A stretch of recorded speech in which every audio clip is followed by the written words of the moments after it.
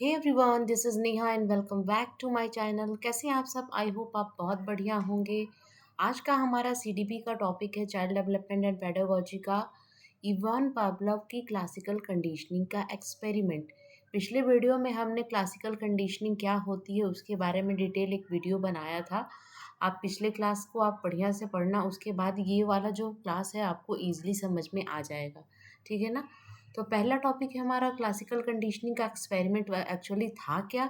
दूसरा होगा principle of classical conditioning, क्या बेसिक प्रिंसिपल थे उनके एक्सपेरिमेंट में, उसको हम आज पढ़ेंगे। तो चलिए फिर आज के टॉपिक को स्टार्ट करते हैं और पढ़ते हैं इवान पावलोव की क्लासिकल कंडीशनिंग का एक्सपेरिमेंट। ठीक है ना?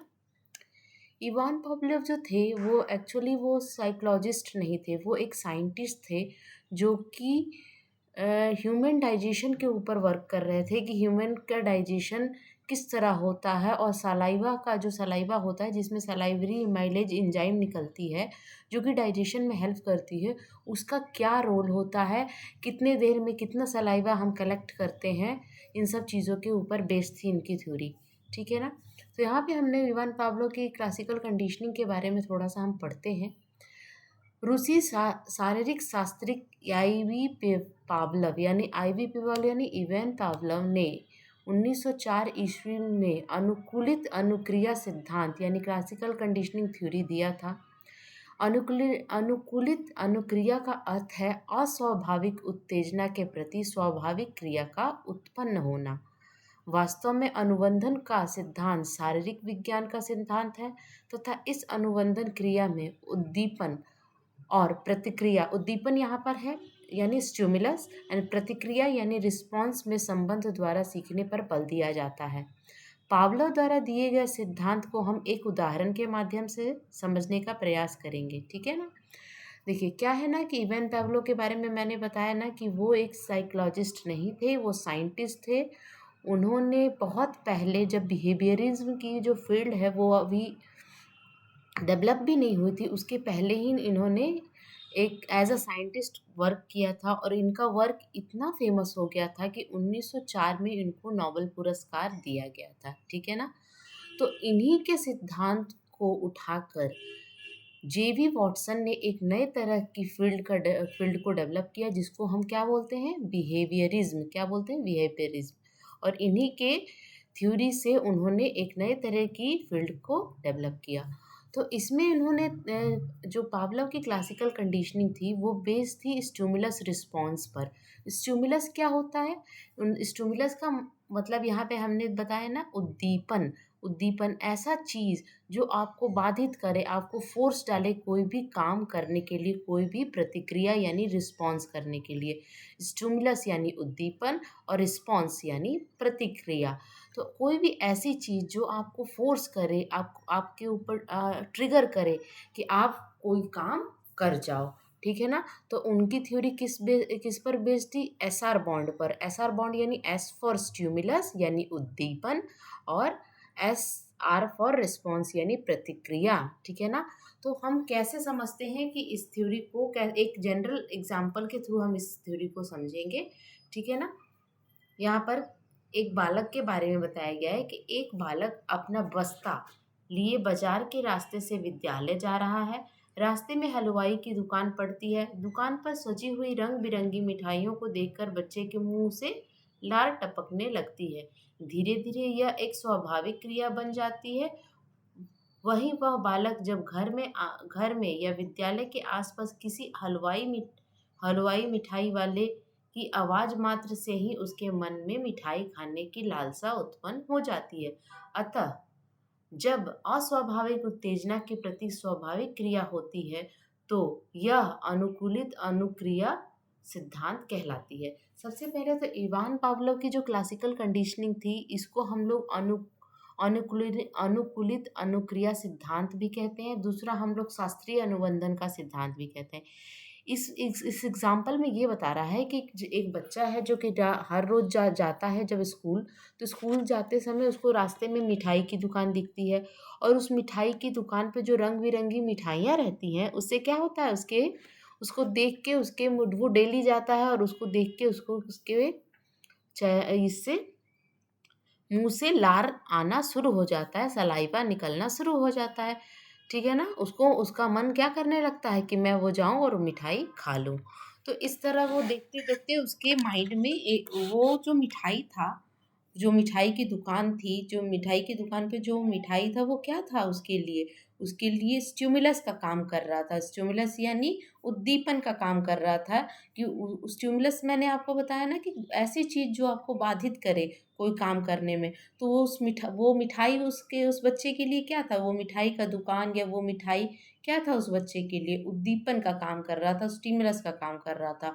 और उस मिठाई को देख के उसके मुंह से जो लार निकल रहा था, उसके मुंह से जो सेलिवेशन हो रहा था, वो क्या था, वो एक एक तरह की प्रतिक्रिया थी, है ना? प्रतिक्रिया यानी रिस्पॉन्स थी।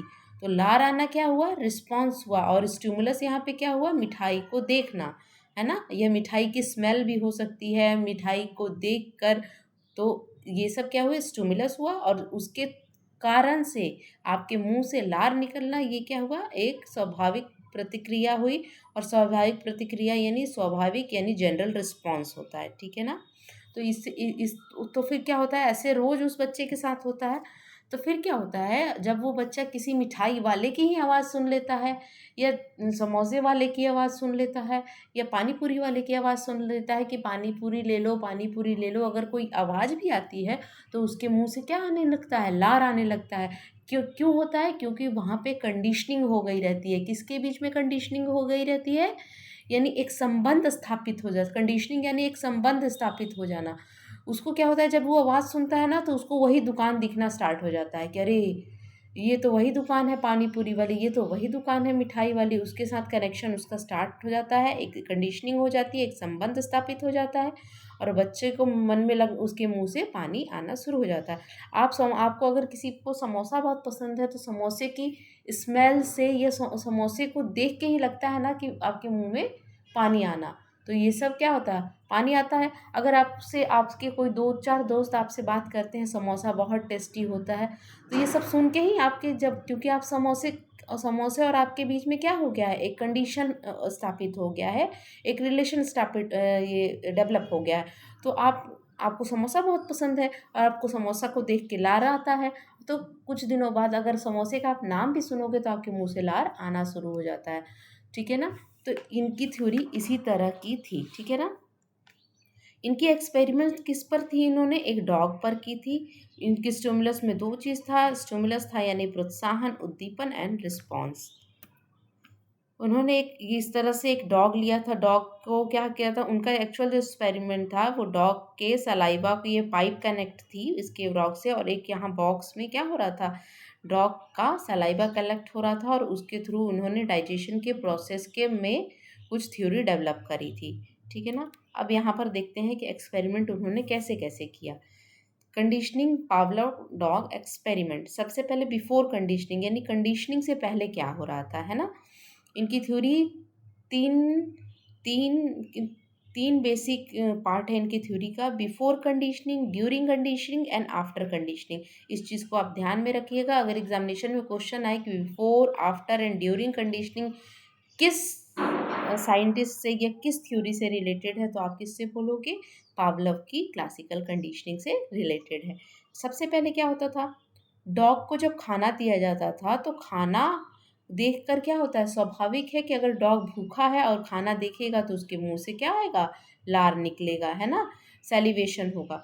तो क्या है, जो खाना है वो उसको क्या हम बोलेंगे, अनकंडीशनल स्टिमुलस। और लार आना भी स्वाभाविक है, जो स्वाभाविक है, जो नेचुरल है, उसी को हम बोलते हैं unconditional stimulus and unconditional response. खाना स्वाभाविक है, नेचुरल चीज़ है ना? तो इसलिए अनकंडीशनल स्टिमुलस है। और लार आना भी स्वाभाविक है, नेचुरल है, तो वो अनकंडीशनल रिस्पॉन्स। यानी खाना क्या कर रहा है, स्टिमुलस का काम कर रहा है, आपको प्रेरित कर रहा है, आपको प्रोत्साहित कर रहा है कि आपके मुंह से इसको देख के लार आए। तो लार क्या है, रिस्पॉन्स है, और खाना क्या है, स्टिमुलस है। समझ में आ गया कि स्टिमुलस क्या है, स्टिमुलस है खाना क्या है, स्टिमुलस, लार क्या है, रिस्पॉन्स। और ये दोनों नेचुरल प्रोसेस है, खाने को देख के मुंह में पानी आना, तो इसीलिए इसको बोलेंगे unconditional stimulus and unconditional response. अब यहाँ पर दूसरे केस में आप देखिए, आई थिंक आपको पिक्चर से समझ में आ रहा होगा, ठीक है ना। ये है बेल। बेल क्या है, आर्टिफिशियल या नेट न्यूट्रल स्टिमुलस कहेंगे। और ये है डॉग, नो रिस्पॉन्स। बेल क्या है, बेल क्या है, आर्टिफिशियल है, न्यूट्रल है। क्या बेल बजाने से कुत्ते के मुंह में लार आ रहा है, नहीं आ रहा है ना, क्योंकि किसी अगर कोई बेल बजाओगे तो बेल से क्या रिलेशन है, कोई रिलेशन नहीं है। खाने से तो सलाइवा का रिलेशन आ रहा था, लेकिन बेल से कोई रिलेशन नहीं। आप बेल बजा कर देखो, कुत्ते के मुंह से लार नहीं आएगा। अब यहाँ पर इनका ये बिफोर कंडीशनिंग है, यानी कोई भी नए बिहेवियर डॉग में नहीं शो हुआ, नहीं दिखाई दिया। खाना देने पर लार आ रहा था, ये स्वाभाविक है, तो ये नया बिहेवियर में काउंट होगा ही नहीं। बेल बजाओगे तो कुत्ता कोई रिस्पॉन्स नहीं दिखाएगा, है ना, डॉग कोई रिस्पॉन्स नहीं दिखाएगा। तो ये कंडीशनिंग से पहले का सिचुएशन है ये दोनों। अब हम आते हैं ड्यूरिंग कंडीशनिंग, यानी कंडीशनिंग के दौरान, यानी कंडीशनिंग के बीच में क्या होता है। पावलव सबसे पहले क्या करते हैं, कुछ दिनों तक खाना देते हैं, और खाना देखने के बाद क्या होता है, लार आता है कुत्ते के मुंह से। फिर क्या होता है, खाना के साथ किसको जोड़ते हैं, बेल को जोड़ते हैं। ऐसे चीज़ को जोड़ते हैं जिससे, जैसे देखिए, लार और ये जो बेल है इसका कोई रिलेशन नहीं है, है ना। यहाँ पे हमने देखा ना कि बेल बजना और लार आने का कोई ये रिलेशन नहीं है ना।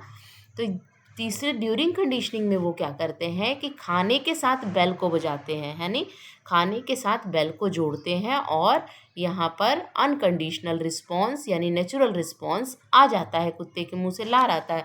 कुत्ते के मुंह से लार क्यों आता है, खाने को देख देख के, ना कि बेल को देख के, है ना, क्योंकि दोनों में, खाने और कुत्ते के लार में है रिलेशन, बेल का यहाँ पे कोई लेना देना नहीं है। लेकिन वो क्या करते हैं, बार बार बेल बजाते हैं, बार बार खाना देते हैं, बार बार बेल बजाते हैं, बार बार खाना देते हैं, और कुत्ते के मुंह से लार आता है। कुछ दिनों बाद कुत्ता को ऐसा लगता है कि जब बेल बजेगा तभी खाना आएगा, ठीक है ना। ऐसे ऐसे कुत्ता क्या होता है, नए बिहेवियर को सीखना स्टार्ट कर देता है, ठीक है ना।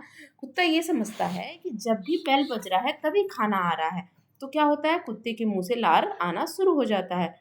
तो यहाँ पे दो ऐसी कंडीशनिंग क्या होती है, यहाँ पे क्या किया गया है, दो ऐसी चीज़ों को जोड़ा गया है जिसका आपस में कोई संबंध नहीं है, ठीक है ना। तो कुछ दिनों बाद क्या होता है कि कुत्ता क्या होता है, कुत्ता समझने लगता है कि जब बेल बजती है तभी खाना आ रहा है। फिर यहाँ पर देखिए तीसरा कंडीशन है आफ्टर कंडीशनिंग का। कुछ दिनों बाद वो क्या करते हैं, खाने, पहले तो वो खाने के साथ बजाते हैं, खाना देते हैं, बेल बजाते हैं, कुत्ते के मुंह में लार आता है, खाना बजाते हैं, बेल देते हैं, कुत्ते के मुंह में लार आता है। फिर ये आखिरी में क्या करने लगते हैं, आफ्टर कंडीशनिंग क्या होते हैं, करते हैं ये पावलव अपने एक्सपेरिमेंट में कि सिर्फ बेल बजाते हैं, और वो क्या पाते हैं, उन्होंने क्या देखा कि कुत्ते के मुंह से सिर्फ बेल की आवाज़ सुनकर ही लार आना शुरू हो गया, क्योंकि कुत्ते के माइंड में ये सेट हो गया कि बेल बजाने के बाद खाना आएगा। तो ये यहाँ पर क्या हुआ, कंडीशनिंग हो गई, नए बिहेवियर को कुत्ते ने सीख ली। ऐसे चीज़ से उसके मुंह में लार आने लगा जिससे उसका कोई लेना देना नहीं था। यहाँ पे लार नहीं आ रहा था, लेकिन यहाँ पर जब दोनों को जोड़ा गया तो कुत्ते ने नए बिहेवियर को लर्न किया, और कुत्ते के मुंह में सिर्फ क्या हो रहा था, बेल बजाने से ही लार आना शुरू हो रहा था, और उनका एक्सपेरिमेंट कंप्लीट हुआ, ठीक है ना। अब हम कुछ 5 की प्रिंसिपल पढ़ेंगे क्लासिकल कंडीशनिंग का, इससे एग्जामिनेशन में क्वेश्चन बनते हैं, ठीक है ना। और इस पूछ लिया जाता है, आपको एक ऐसा सिचुएशन दिया जाएगा, कुछ ऐसा सिचुएशन आपके सामने रखा जाएगा, और पूछा जाएगा कि क्या ये सिचुएशन एक्विजिशन से रिलेटेड है, जनरलाइजेशन से है, डिस्क्रिमिनेशन से है, स्पॉन्टेनियस रिकवरी से है, ये एक्सटेंशन से है। तो आपको उस तरह का सिचुएशन को आपको समझना पड़ेगा कि what is acquisition, what is generalization, what is discrimination, what is spontaneous recovery, what is extension. तो आपको ये सब चीज़ें पता रहेंगी, इसका डिफिनेशन पता रहेगा, और इसके बारे में पता रहेगा कि आखिर ये होता क्या है। तो उससे आप उस सिचुएशन को क्या करोगे, उस सिचुएशन को समझकर आंसर अच्छे से कर पाओगे, ठीक है ना। तो हम पढ़ते हैं कि इनके थ्योरी में एक्विजिशन का क्या रोल था, जनरलाइजेशन क्या था, डिस्क्रिमिनेशन क्या था, एंड सो ऑन। तो एक्विजिशन पढ़ेंगे कि क्या था, ठीक है ना। एक्विजिशन क्या था, जब स्टार्टिंग में किसी बिहेवियर को आप लर्न करते हैं, किसी नए बिहेवियर को आप सीखते हैं, तो वो क्या होता है, एक्विजिशन होता है ना। एक्विजिशन में टाइम ज़्यादा लगता है, किसी भी नए बिहेवियर को सीखने में आपको टाइम लगता है, टाइम टेकिंग होता है, ठीक है ना। यहाँ पर क्या लिखा हुआ है, In the initial learning period, acquisition describe when an organism learn to connect a neutral stimulus and an unconditional stimulus. यहाँ पे देखिए, यहाँ पे ये न्यूट्रल स्टिमुलस है। बेल क्या था? न्यूट्रल, जिसका कोई रोल, न्यूट्रल क्यों है? जिसका कोई रोल। और ये खाना क्या था? अनकंडीशनल स्टिमुलस, यानी दो ऐसे न्यूट्रल को और अनकंडीशनल दोनों को जोड़ेंगे, है ना, तो वो क्या होता है? एक्विजिशन का काम करता है। तो यहाँ पर हम क्या बोल सकेंगे कि एक्विजिशन में न्यूट्रल स्टिमुलस को, यानी न्यूट्रल स्टिमुलस क्या था? बेल, और अनकंडीशनल स्टिमुलस क्या था? खाना। दोनों को जोड़ के जब एक नए बिहेवियर को हम सीखते हैं, वो क्या होता है? एक्विजिशन होता है। यानी बेल बजाना, बेल बजाने के बेल बजाने के साथ खाना देना, ये क्या था?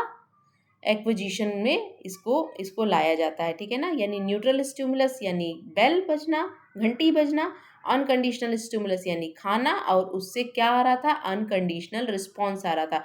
देखो यहाँ पे इस पिक्चर से आपको क्या समझना है कि यहाँ पर रिस्पॉन्स, जब अनकंडीशनल स्टिमुलस के साथ रिस्पॉन्स भी सेम था, कंडीशनल स्टिमुलस के साथ भी रिस्पॉन्स सेम था। यानी आपको ये समझना है कि रिस्पॉन्स हर बार सेम होगा, चाहे आप अनकंडीशनल स्टिमुलस का यूज़ कीजिए या कंडीशनल स्टिमुलस का सेम कीजिए, यूज़ कीजिए, ठीक है ना।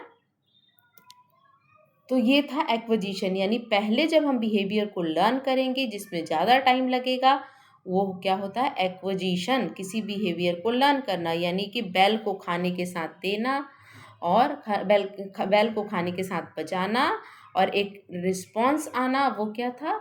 एक्विजिशन का काम था, वो एक्विजिशन था। अब जनरलाइजेशन में क्या होता है? जनरलाइजेशन में क्या होता है? पावलव क्या करते हैं? 4-5 तरह की बेल ले आते हैं मार्केट से, है ना। 4-5 तरह की बेल का मतलब क्या है? 4-5 तरह का अलग अलग तरह का साउंड निकलना, लाउड साउंड निकलना, अलग अलग तरह के। अब आप किसी के घर जाओगे, तो अगर आपके घर में टिंग टोंग आवाज़ वाली बेल बजती है, तो किसी के घर में आप जाओगे तो चिड़ियों के चहचहाने वाली आवाज़ आती है, तो किसी के घर में किसी और तरह की आवाज़ आती है। तो उसी तरह के अलग अलग साउंड वाले 4-5 तरह की वो बेल मार्केट से लेकर आते हैं। कौन लेके आते हैं? अभी हम जनरलाइजेशन के बारे में पढ़ते हैं कि व्हाट इज़ जनरलाइजेशन। जनरलाइजेशन में होता क्या है? तो वो 4-5 तरह की बेल लेकर आते हैं। कौन लेके आते हैं? पावलव लेके आते हैं मार्केट से, ठीक है ना। अब वो क्या करते हैं? वो हर बार जब भी खाना देते हैं, तो मान लो कि 4-5 तरह की बेल है, तो पहली बार खाना दिया तो पहली वाली बेल बजाई, दूसरी बार खाना दिया तो दूसरी वाली बेल बजाई, तीसरी बार खाना दिया तो तीसरी वाली बेल बजाई, चौथी बार खाना दिया तो फिर पहली वाली बेल बजा दी। तो खाना बजाने के साथ बेल बजा तो रहे हैं, लेकिन हर बार बेल का साउंड क्या है? अलग-अलग तरह की है ना? कभी टिंग टोंग है, कभी कुछ है ना? अलग-अलग तरह की, मतलब साउंड साउंड की जो क्वालिटी, ये साउंड का जो आप बोल सकते हो आवाज़ जो है, साउंड वो अलग-अलग तरह की आवाज़ है। खाना तो दे रहे हैं, खाने के साथ बेल भी बजा रहे हैं, लेकिन बेल की साउंड हर बार अलग है। तो वो क्या है, इससे क्या हो जाएगा, कुत्ता क्या समझेगा कि कोई भी ऐसी लाउड साउंड की, ऐसे कुछ हफ्तों तक वो करते हैं, अलग अलग साउंड के साथ खाना देते हैं। तो बेल क्या समझेगा कि खाना तभी आएगा जब कोई लाउड साउंड बजेगा, लाउड साउंड पर ही खाना आएगा, चाहे वो साउंड टिंग टोंग की हो, चाहे वो चिड़िया के चहचहाने के, उससे कोई लेना देना नहीं है। बस कोई भी ऐसी लाउड साउंड हो और खाना आ जाएगा। ये क्या हुआ? जनरलाइजेशन हो गया। यानी कुत्ते ने जनरलाइज्ड कर दिया, कुत्ते के मन में ये बैठ गया कि किसी भी साउंड से मेरे को कोई मतलब नहीं है, बस ये मुझे मतलब है कि कुछ भी ऐसी लाउड साउंड हो, चाहे वो कुछ भी हो, ढप ढप हो, डम डम हो, टिंग टोंग हो, उससे मुझे कोई लेना देना नहीं है, कुछ भी बजे खाना तो मुझे मिलेगा। ये है जनरलाइजेशन का प्रोसेस, ठीक है ना। For example, in Pavlov experiment, if a dog is condition to salivate the sound of the bell, it may later salivate to higher pitch bell. यानी तेज भी बजाओ या धीरे बजाओ या दूसरे तरह की आवाज़ वाले बेल को बजाओ, उसको बजते ही उसके मुंह से सलाइवा निकलना या लार निकलना शुरू हो जाएगा। ये था जनरलाइजेशन। तीसरा है डिस्क्रिमिनेशन। तीसरा प्रिंसिपल जो है, जो की पॉइंट है, वो डिस्क्रिमिनेशन है। डिस्क्रिमिनेशन में क्या होता है, आप ऐसे समझो कि क्या होता है कि पावलव अब क्या करते हैं कि पहली बार खाना देते हैं, बेल नहीं बजाते हैं। फिर दूसरी बार खाना देते हैं, बेल बजाते हैं। फिर तीसरी बार क्या करते हैं, खाना बजाते हैं, बेल नहीं, पहली बार क्या करते हैं, खाना बजा देते हैं, बेल बजा दिया। दूसरी बार खाना दिया, बेल नहीं बजाया, ठीक है ना। फिर तीसरी बार खाना दिया, बेल बजाया। मतलब उनका कहना था कि जैसे उन्होंने एक एक फिक्स कर लिया, 4-5 तरह की उन्होंने बेल लाई, तो उन्होंने 4-5 तरह की बेल में से दूसरे टाइप ऑफ बेल, यानी दूसरे टाइप ऑफ बेल को फिक्स कर लिया और उन्होंने सोचा कि मैं ये दूसरी वाली जब बेल बजाऊंगा तभी मैं खाना दूंगा। पहले वाले बेल पे खाना नहीं दूंगा, तीसरे वाले बेल पे खाना नहीं दूंगा, चौथे वाले बेल पे खाना नहीं दूंगा। तो ऐसा उन्होंने वो जब क्या करते थे, पहली बेल बजाते थे तो खाना नहीं देते थे, दूसरी बेल बजाते थे तो खाना दे देते थे, तीसरी वाली टाइप की बेल बजाते थे तो खाना नहीं देते थे, चौथी वाले में भी खाना नहीं देते थे। फिर पहली वाली बेल बजाते थे, खाना नहीं देते थे। हर बार वो जब दूसरी वाली बेल बजाते थे तभी खाना देते थे। तो कुछ हफ्तों तक ये ऐसे करने से बिहेवियर में फिर से चेंज आया। किसके बिहेवियर में, डॉग के बिहेवियर में।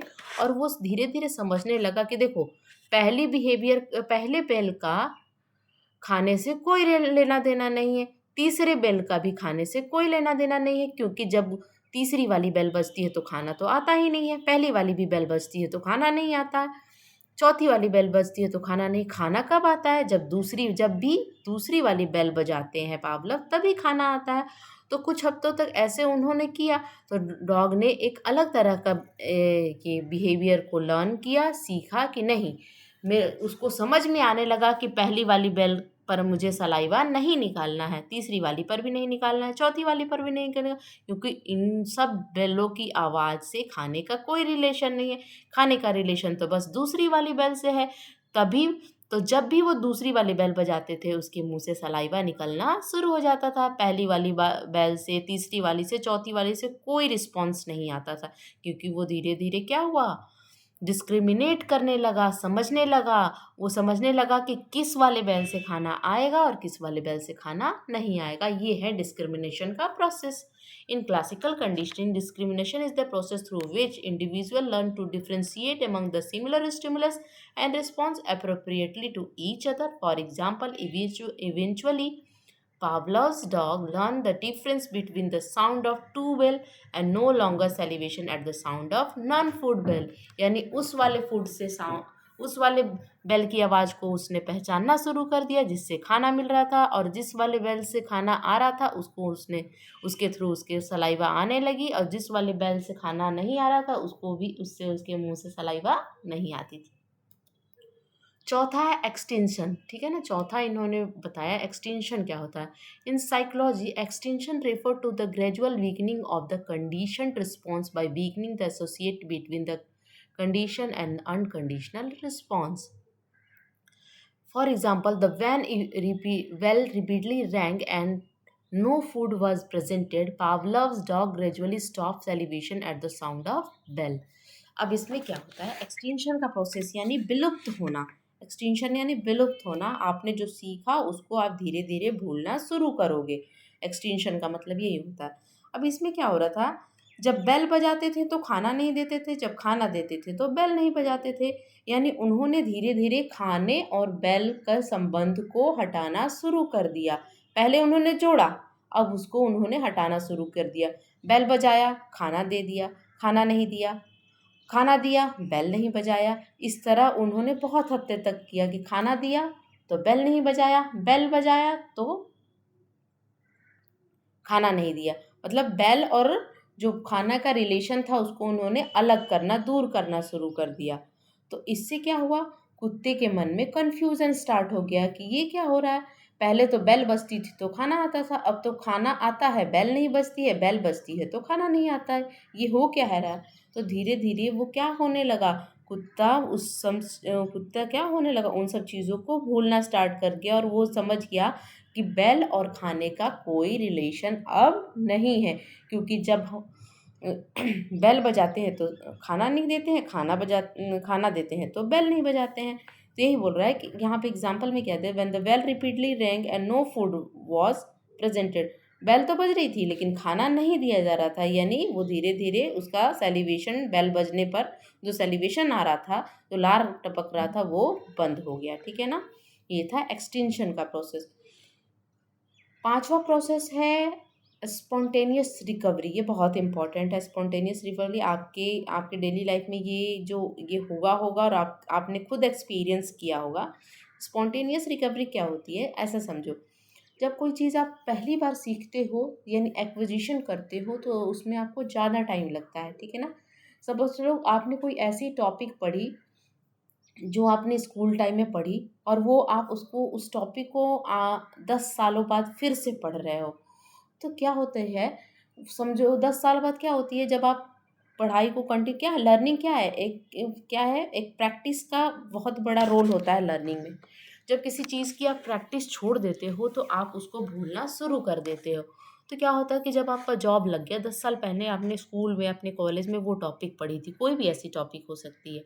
ठीक है ना, फिर क्या हुआ, 10 साल बाद आपकी जॉब लग गई, आप किसी किसी और काम में जॉब में बिजी हो गए, तो फिर से वो टॉपिक आपको पढ़ने की ज़रूरत पड़ी। ठीक है ना, तो क्या होगा ना कि उस टॉपिक पहली बार जब आपने पढ़ी होगी तो मान लो उस टॉपिक को पढ़ने में आपको 3 घंटे का समय लगा होगा। ठीक है ना, और जब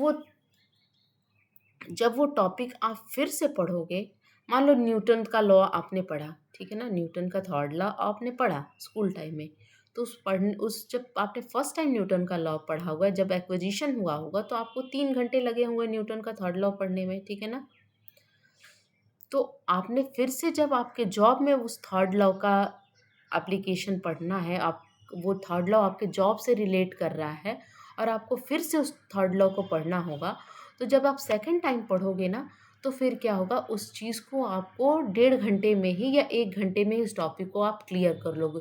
क्यों कर लोगे, क्योंकि पहले आपने उस टॉपिक को पढ़ा था। बीच में आपका जो गैप हुआ 10 साल का, जब आपने पढ़ाई छोड़ दी, प्रैक्टिस हो, लर्निंग क्या है, प्रैक्टिस, लर्निंग किस पर बेस्ड है, प्रैक्टिस पर बेस्ड है, एक्सपीरियंस पर बेस्ड है। तो लर्निंग आपने छोड़ दी तो क्या हुआ, आप भूल गए उस चीज़ को, एक्सटेंशन हो गया। तो फिर क्या हुआ, जब 10 साल बाद फिर से आपने उस टॉपिक को पढ़ा, तो उस टॉपिक को पढ़ने में आपको आपको 1 घंटा भी नहीं लगा और वो उस टॉपिक को आपने इजिली रिकवर कर लिया। उसी को बोलते हैं स्पॉन्टेनियस रिकवरी। जब आप दूसरी बार किसी चीज़ को एक गैप के बाद पढ़ोगे या सीखोगे, तो उसको सीखने में आपको टाइम नहीं लगेगा। Spontaneous recovery is the phenomenon of Babelian conditioning that refer to return of the condition response in a weaker form। उस कंडीशन रिस्पॉन्स को फिर से आप रिकवर करोगे, रिटर्न आएगा वो जो वीक पड़ गया था, है ना, after a period of time for falling extension, जो विलुप्त हो गया है, जो धीरे धीरे क्या हो गया था आपके माइंड से, आपके मेमोरी से, वो क्या हो गया था, धीरे धीरे आपकी मेमोरी उसको लेके क्या हो गया, वीकेंड पड़ गया था, वो कमज़ोर हो गया था, आपकी मेमोरी में वो नहीं था।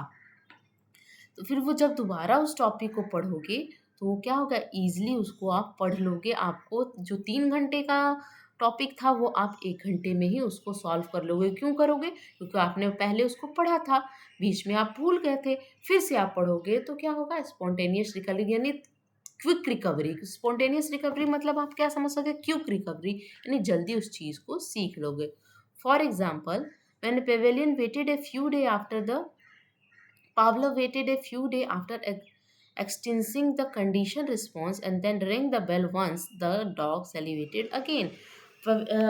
पावलव के एक्सपेरिमेंट में क्या देखा गया कि जब जब एक्सटेंशन हो गया, जब डॉग समझ गया कि अब क्या होता है कि खाने का और बेल का कोई रिलेशन नहीं है, और उसने अपने माइंड से उसको हटा दिया। कुछ दिन बाद फिर से उन्होंने बेल बजाया और बेल के साथ खाना दिया, फिर बेल बजाया, बेल के साथ खाना दिया। तो कुत्ते को जो 4-5 हफ्ते लग गए थे इस चीज़ को सीखने में, कुत्ता एक ही हफ्ते में उस चीज़ को सीख गया कि नहीं, फिर से वो सीख गया, फिर से उस चीज़ को लर्न करने लगा। पहले तो 4-5 हफ्ते लगे थे कुत्ते को सीखने में, खाने के साथ बेल आ रहा था, खाने के साथ बेल आ रहा था, तब सेलिब्रेशन हो रहा था। और इस बार कुत्ता क्या हुआ, एक ही हफ्ते में इस नए उस बिहेवियर को सीख लिया, क्योंकि उसने पहले इस बिहेवियर को, पहले इस चीज़ को सीख चुका, उसने सीखा था, तो इस बार उसको ज़्यादा टाइम नहीं लगा। ये होता है स्पॉन्टेनियस रिकवरी। ठीक है ना, तो ये थी आज के लेक्चर। आई थिंक आपको लेक्चर अच्छा लगा। अगर अच्छा लगे तो लाइक कीजिए, शेयर कीजिए एंड सब्सक्राइब कीजिए। Thank you so much for watching. तब तक बने रहिए आपके अपने channel study with ease 24/7। Thank you so much for watching. Bye.